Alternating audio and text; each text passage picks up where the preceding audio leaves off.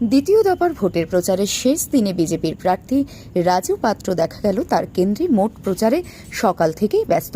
অপরদিকে পানাগড় রেলপাড়ে প্রচারের শেষ দিনে বিজেপির পক্ষ থেকেও গলসির বিধানসভা কেন্দ্রে ক্ষমতায় আসার পর কি কি কর্মসূচি রয়েছে তার একটি লিফলেট দেওয়া হলো।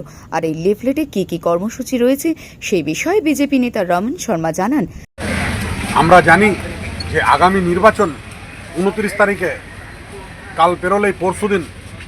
তাই ভারতীয় জনতা পার্টির পক্ষ থেকে গলসি বিধানসভার জন্য কিছু বিশেষ আমরা ভরসা দিচ্ছি মানুষকে। রাজ্য সরকারের সহযোগিতায় আগামী 5 বছরে পানাগড় শিল্প পার্কে 100 কোটি টাকার নতুন বিনিয়োগ নিশ্চিত করে নতুন শিল্প স্থাপন এবং ব্যাপক কর্মসংস্থান তৈরি করা হবে।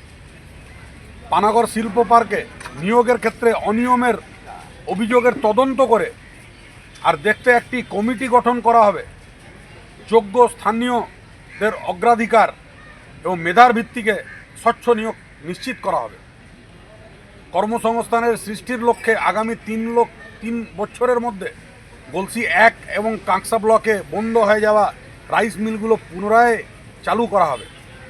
রেল মন্ত্রকের সঙ্গে আলোচনার মাধ্যমে পানাগড় ও মানকড় রেল স্টেশনে অতিরিক্ত টিকিট কাউন্টার এবং কিয়স্ক চালু করার ব্যবস্থা করা হবে। পানাগড় এবং মানকড়ে রেল ফ্লাইওভার বা আন্ডারপাস নির্মাণ করার মাধ্যমে যানজট যন্ত্রণা থেকে আর মানুষকে মুক্ত করব, যোগাযোগের ব্যবস্থা সুনিশ্চিত করা হবে। যদিও বিজেপির এই বিজ্ঞপ্তি বিষয়ে তৃণমূল নেতা দেবদাস বক্সি জানান, ভোটের মুখে রাজ্যের মানুষকে মিথ্যে প্রতিশ্রুতি দিচ্ছে রাজ্যের মানুষ। এগুলো সবই বর্জন করেছে। মিথ্যে প্রতিশ্রুতি দিয়ে কোনো লাভ হবে না এই রাজ্যে। নির্বাচনের আগে ইস্তাহার প্রকাশ করে এবং উন্নয়নে অনেক বড় বড় কথা বলে। 2014 সালে লোকসভা নির্বাচনের আগেও বিজেপির পক্ষ থেকে বলা হয়েছিল 15 লক্ষ টাকা করে ব্যাঙ্ক অ্যাকাউন্টে ঢোকেনি। বিজেপির পক্ষ থেকে বলা হয়েছিল 2 কোটি করে বেকার ছেলেকে কাজ দেয়নি এবং ওরা নতুন করে আবার বিভিন্ন মিথ্যা প্রতিশ্রুতি দিচ্ছে। এগুলো বাস্তবে ওরা রূপায়িত করবে না। ভোট চাওয়ার জন্য এটা ওরা করছে।